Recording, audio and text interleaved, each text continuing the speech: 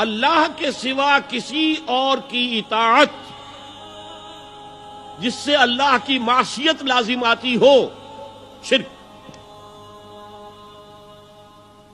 لا طاعت لمخلوق فی معصیت الخالق، مخلوق میں سے کسی کی اطاعت نہیں ہوگی یہ اس معاملے میں جس میں خالق کی معصیت لازم آ رہی۔ ہاں، خالق کے احکام کے اندر والدین کا حکم بھی مانو، اطاعت کرو،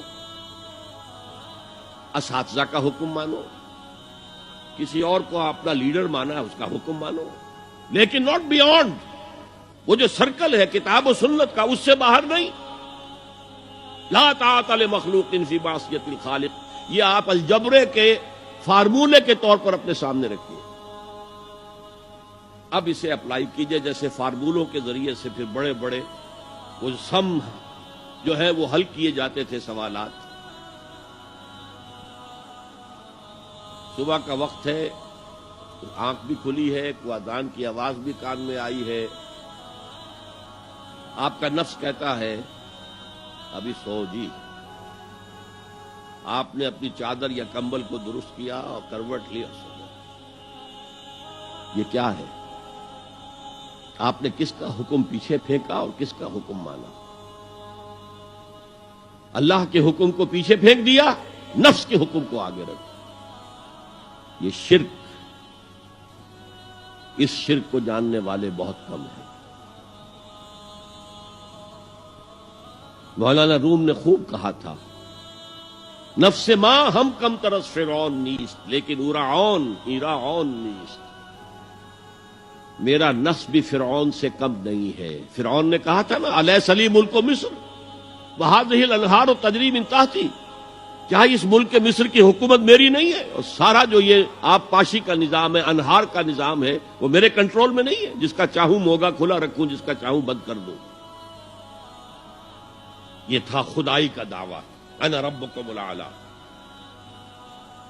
تو مولانا روم کہتے ہیں میرا نفس بھی اس سے کمتر نہیں ہے۔ وہ کہتا یہ جسم میرا ہے، اس پر میرا حکم چلے گا، میں نہیں جانتا کون اللہ کون رسول، کیا حرام کیا حلال۔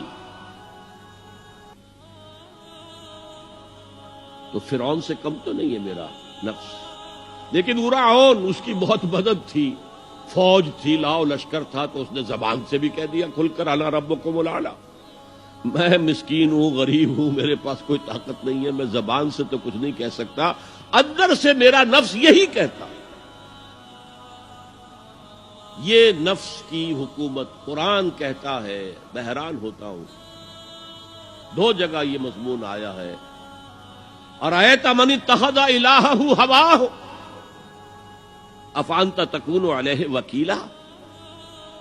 اے نبی، تم نے دیکھا اس شخص کو، اس کے حال پر غور کیا جس نے اپنی خواہش نفس کو اپنا الہ بنا لیا ہے۔ اللہ اکبر،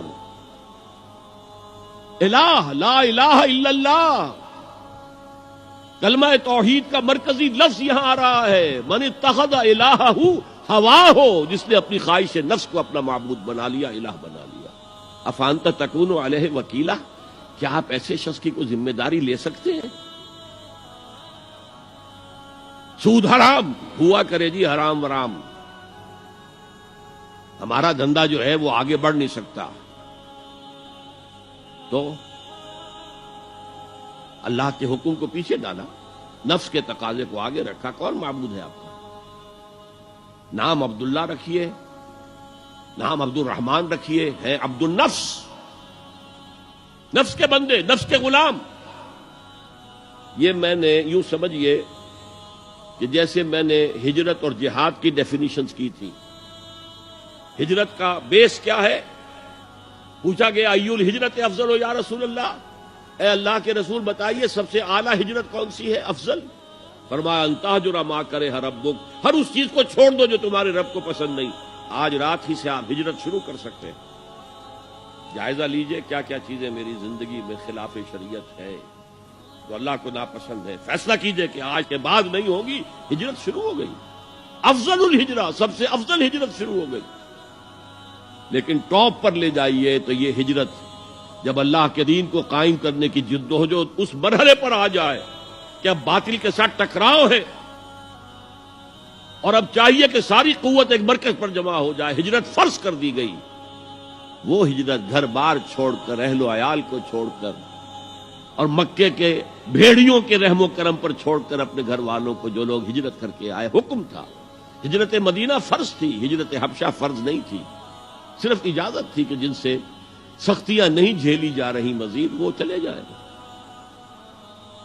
تو ہجرت کا یہ ابتدائی نقطہ، انتہا یہ جہاد، المجاہد من جاہد نفسہ، جہاد تو یہاں سے شروع ہو گیا، اپنے نفس کے خلاف جہاد کرنا۔ صبح نفس نے کہا ابھی سو جاؤ، آپ نے نفس کی بات کو رد کیا، اپنا کمبل اٹھا کے پھینکا، اٹھے، وضو کیا، نماز کے لیے آپ مسجد چل دیے، آپ نے جہاد کیا نفس کے خلاف۔ یہ افضل الجہاد ہے، اور سب سے چوٹی اوپر یہ ہے کہ جب وہ حق و باطل کی جنگ ہو تو جان ہتھیلی پر رکھ کر میدان میں حاضر ہو جاؤ۔